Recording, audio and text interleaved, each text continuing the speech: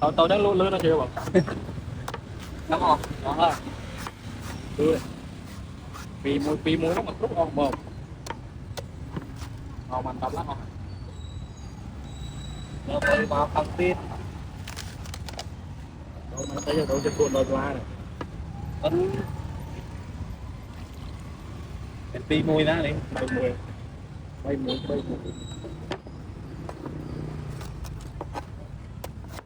đó họ đặt tập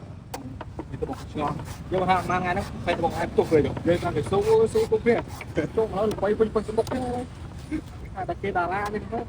đi tộc của nó sẽ lâu nó quanh bốc đặt tay một kho mà ra Khi nào em đi đà là đặt tay một kho ra